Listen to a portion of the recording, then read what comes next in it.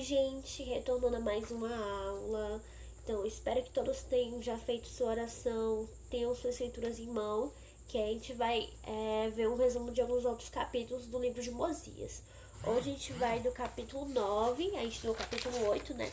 Até o capítulo 16, tem bastante coisa.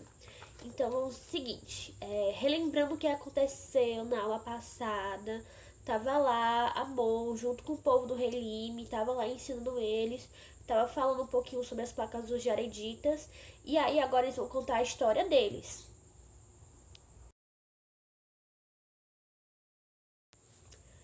Então, né, agora, capítulo 9. Do capítulo 9 até o 22 serão duas aulas, vai falar um pouquinho sobre o registro de Zenith e o que aconteceu depois dele. Mas quem é Zenith, né, gente? Vamos aqui entender. Zenith, ele era um espião infiltrado. Uau! Não falei que parecia cor de filme? Então ele era nefita, tinha sido criado com tradições nefita e tudo mais, ele era um homem fiel, só que ele era um espião infiltrado nos Lamanitas. E tinha, tipo, como se fosse uma equipe inteira, que ele também fazia parte dessa equipe. E o chefe dele era um homem sanguinário, queria, tipo, Lamanita bom e Lamanita morto. Só que ele começou a ver que os lamanitas eram pessoas legais, eram pessoas boas também, só precisavam ser ensinadas. Aí nisso, né, o chefe dele mandou ele destruir o rei dos lamanitas, lá o povo, né, e ele não quis. E houve até uma guerra entre as pessoas que apoiavam o chefe dele, que queria a morte dos lamanitas, e Zenith. E nessa luta, quem ganhou foi Zenith, né? E ele pegou as pessoas que tinham e se deu a favor dele, foi à terra dos Lamanitas, falou o que tinha acontecido, e o rei dos Lamanitas fez o seguinte: ah, cara, tu era meu amigo, tu falou que era espião, contou a verdade, então eu vou te dar um pedaço de terra aqui no reino dos Lamanitas pra tu olhar, pra tu cuidar, e é isso. Só que a intenção dele não era essas coisas boas não, sabe? Ele fez esse acordo, só que o rei ele queria agir com astúcia, ele queria que o povo se aproveitar dele, ele tinha malícia. E então ele deixou eles ficarem naquela terra, mas eles estavam presos. Tava, sabe, um pouquinho de nefita aqui, um monte de lamanita no meio do deserto, e eles se aproveitavam dele com altos tributos. Então, o que aconteceu, né? Vamos aqui, o povo começou a prosperar e tudo mais, estava tudo tranquilo, até que o rei Lamanita ele morreu. O filho dele assumiu e ele quis começar outra guerra com o povo de Zenith, né?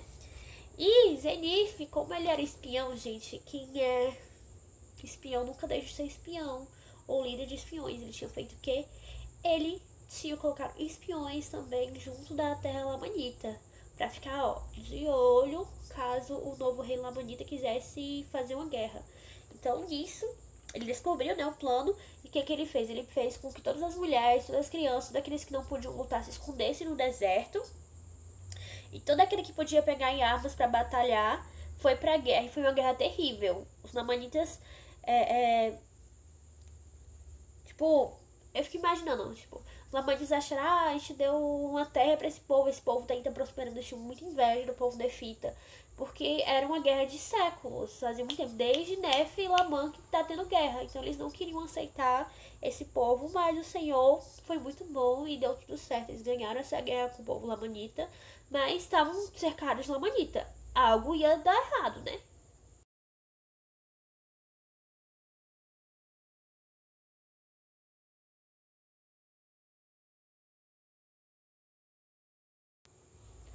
E em meio desta guerra, né, finalzinho de guerra, o que aconteceu? Zenith morreu e Noé, que era seu filho, começa a governar. Só que diferente de Zenith, Noé, ele era muito rico.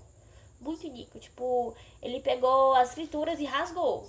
Ele chamou os sacerdotes, que eram tipo só os amigos dele, e ensinavam tudo que era iniquidade, tudo que era coisa errada pro povo. Ele era um beberrão, ele é um bêbado, cachaceiro, tinha um monte de concubina, um monte de mulher.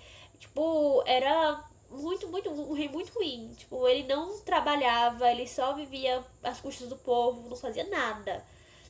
Aí nisso, né, que aconteceu? No meio desta confusão toda surgiu um homem. Você lembra do profeta que eu falei que ia assinar muito mal por causa do povo? Então, esse profeta era chamado Abinadi. Então, né, ele começou a profetizar que o povo ia cair nas mãos dos lamanitas, que ia ficar muito ruim a situação, e isso vinha porque o povo era iníquo, porque o rei era iníquo, porque todo mundo estava errado. E era verdade, era óbvio que era verdade. E o rei Lamanita e os seus sacerdotes não queriam aceitar de jeito nenhum, né? O rei mandou matar Abinadi e ficou nesta confusão.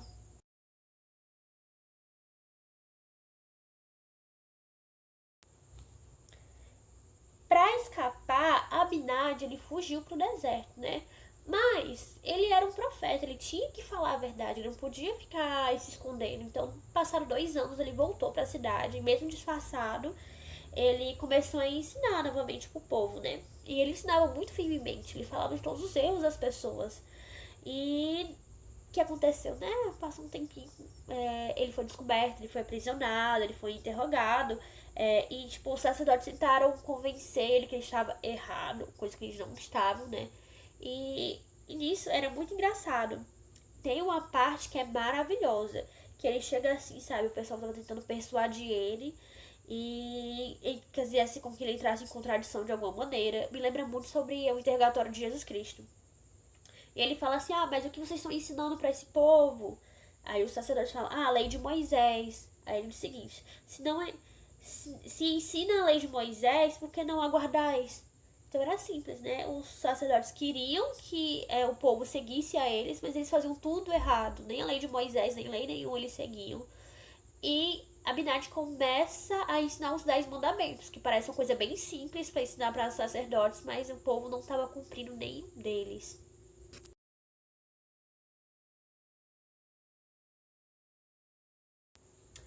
E ele continua ensinando, né? Até que o rei, tipo, ouvindo aquilo, ai, mata logo ele, pessoal. E neste momento ele vira Super Saiyajin. Brincadeira, mas eu vou mostrar a foto com vocês porque ele se enche de poder do Senhor. E ele fala, né, que ele vai falar tudo. Que ninguém vai poder tocar nele, ninguém vai poder ferir ele até ele terminar de falar. E ele termina de ensinar os 10 mandamentos e age firmemente. Gente, é maravilhoso ele falando. Parece coisa de filme. Assim, vocês estão não, leiam. E vocês vão ver que é muito legal. E ele continua ensinando também sobre as palavras de Isaías, sobre a vinda do Messias e o que ele fez da sua alma como uma oferta pelo pecado e intercede pelos transgressores. Então ele imagina o seguinte, sabe? Que da mesma maneira ele fala que assim como o rei Noé, ele seria culpado pelas almas daquelas pessoas que ele levou à iniquidade, e os sacerdotes também, Abinadi, ele estaria com a alma limpa. Ele fez de tudo para que as pessoas ouvissem a palavra, que as pessoas seguissem ele.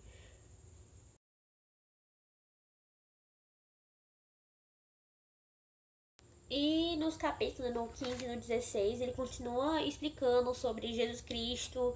Fala que tanto que ele é o pai como o filho, porque ele deu a sua vida por nós, ele adotou e intercedeu sobre todos os nossos erros.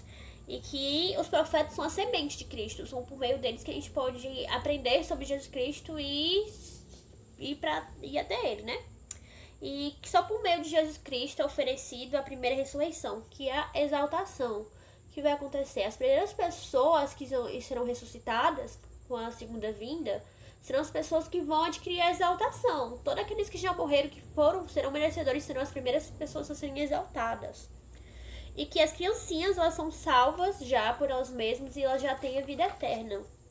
No 16, ele continua ensinando que Deus redime os homens do seu estado de perdição e de queda. Que aqueles que são carnais, eles permanecem como se não houvesse redenção. Que Cristo, ele efetua a ressurreição para a vida eterna ou para a condenação eterna. Porque é o seguinte, Jesus Cristo, ele vai vir, as pessoas vão ressuscitar, né? Cada um com o seu primeira, segunda, terceira, sei lá quantos ressuscitarão, né? Mas o primeiro dia serão para as pessoas mais justas, mas aquelas pessoas vão ressuscitar todas. Todas. E aquelas que são desobedientes, elas também vão fazer isso. Também vai acontecer isso com elas, só que elas serão ressuscitadas para um estado de castigo eterno. Então, no lugar de elas buscarem o arrependimento para que recebam a exaltação, para que recebam a vida eterna feliz, mas serão uma condenação eterna. Por isso que a gente tem que ficar bem de olho.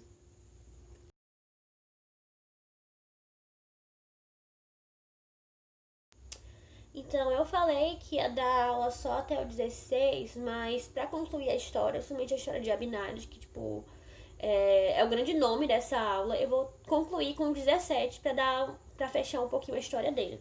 Então, durante todo esse discurso, tinha uma pessoa ouvindo tudo que estavam falando. E tudo que Abinadi estava dizendo, né? E esse cara se chamava Alma. E ele, acreditando nas palavras, né? Ele chegou a suplicar ao rei para que não matasse Abinadi.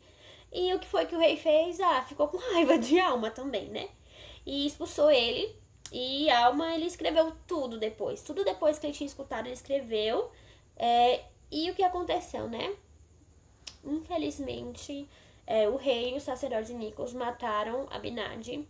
E ele foi queimado com tochas. Foi uma morte bem dolorosa.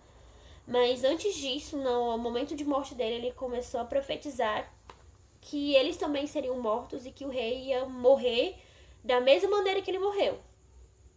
Então, foi bem pesado esse final, né, dessa aula, mas foi isso. E a importância de Abinadi é enorme, porque vocês vão ver o fruto que a alma vai dar e que tudo isso vem por causa de Abinadi. Então, a gente não pode esquecer que foi um grande profeta do livro de Mórmon. E essa é a aula de hoje, pessoal. Leiam, estudam, tá chegando a prova e eu quero que vocês possam aproveitar bastante e ter uma boa nota.